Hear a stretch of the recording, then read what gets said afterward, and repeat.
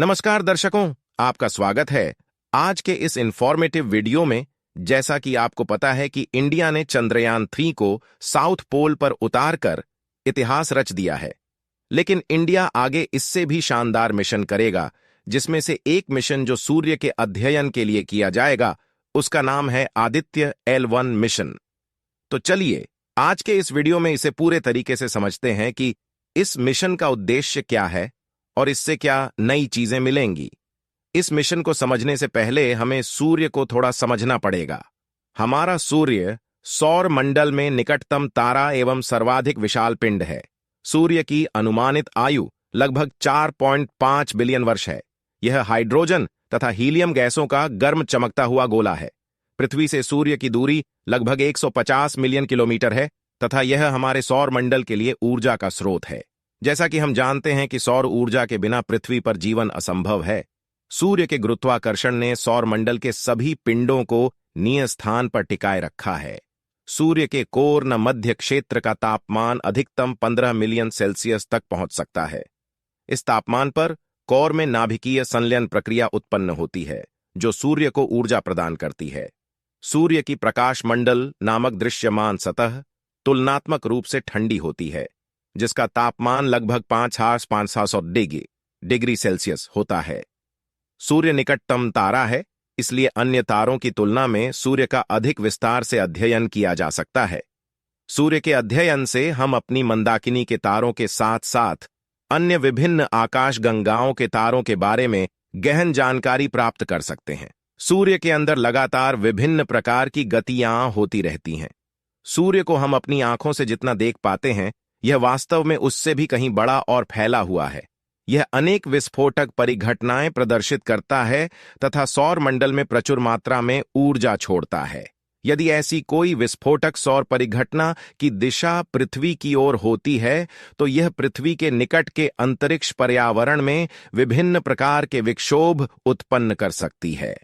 इन प्रकार के विक्षोभों से विभिन्न अंतरिक्ष यान तथा संचार प्रणालियों के प्रभावित होने की संभावना रहती है और इसलिए इस प्रकार की घटना के घटित होने से पहले ही सुरक्षात्मक उपायों के लिए इनके बारे में पूर्व चेतावनी प्राप्त करना महत्वपूर्ण होता है।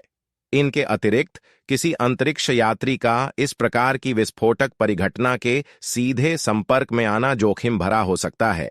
सूर्य पर विभिन्न तापीय एवं चुंबकीय परिघटनाएं तीव्र प्रकृति की होती हैं।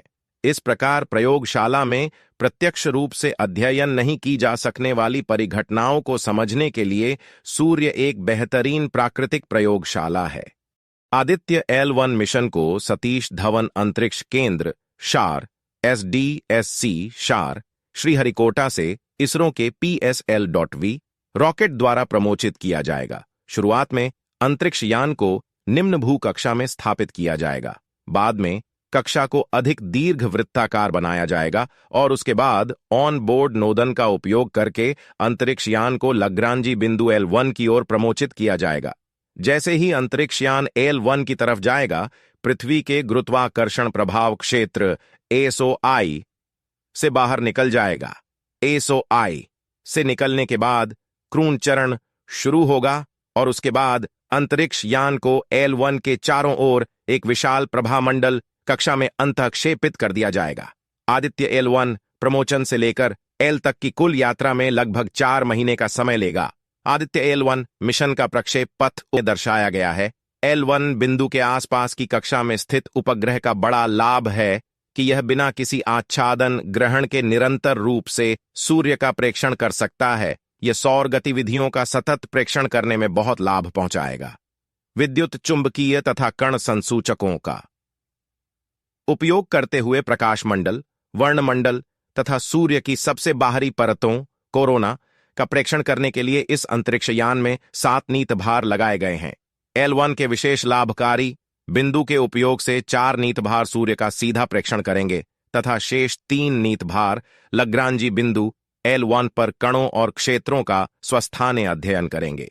इस आदित्य L1 नीत भारों के समूह से आशा है कि यह प्रभामंडलीय तापन, प्रभामंडलीय व्यापक उत्क्षेपण, पूर्व प्रज्वाल तथा प्रज्वाल संबंधी गतिविधियां और उनके अभिलक्षणों अंतरिक्ष मौसम की परिवर्तनशीलता की समस्याओं को समझने, अंतर्ग्रहीय माध्यम आदि में कणों के प्रसार एवं क्षेत्रों के अध्ययन में अत्यंत महत्वपूर्ण जानकारी प्रदान करेगा। आदित्य एल1 सूर्य अध्ययन हेतु एक पूर्ण मिशन है? इसका स्पष्ट उत्तर है नहीं।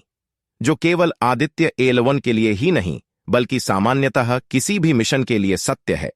इसका कारण यह है कि वैज्ञानिक नीतभार को अंतरिक्ष में ले जाने वाले अंतरिक्ष यान के सीमित द्रव्यमान, ऊर्जा तथा आयतन के कारण सीमित क्षमता वाले उपकरणों का सीमित समूह ही अंतरिक्ष यान पर भेजा जा सकता है।